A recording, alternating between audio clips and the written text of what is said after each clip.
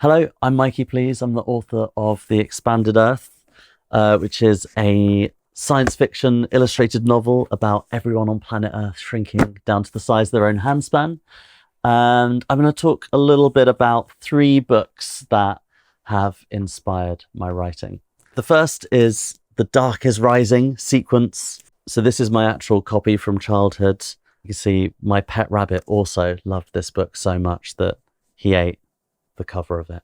While other kids had Harry Potter and Lord of the Rings, my sort of introduction to fantasy was this 70s sort of British folklore, Arthurian legend, mystical quest. So while it has a lot of tropes of like ancient artifacts and good versus evil and light versus dark and all that sort of stuff, there's always something grey. So I really loved this book for that. My next is The Little Grey Men by BB. So this is a story about the last 3 gnomes of Britain going in search of their lost brother, a gnome called Cloudberry.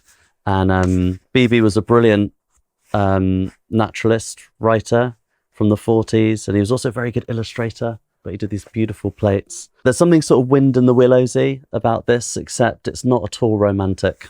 It's a much more sort of gritty realist as much as you can be with gnome protagonists, portrayal of nature. So there is sort of death beside the flowers, and that kind of grounding makes the whole rest of it all the sweeter.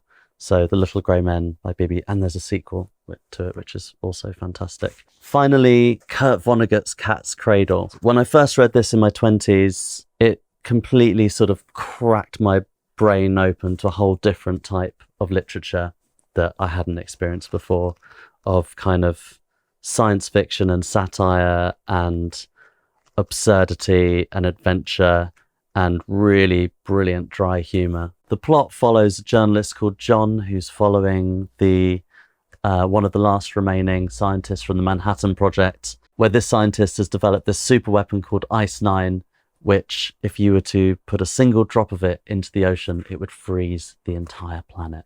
Ultimately, it's like a really fantastic kind of takedown of absolutism. So whenever anybody suggests that they have the ultimate answer to something, they're like the panacea to your problems, Vonnegut suggests there's probably a pretty heavy whiff of BS nearby. And that rings particularly true with me. So those are 3 of the hundreds of books that have influenced the writing of The Expanded Earth, which is available for you to buy right now.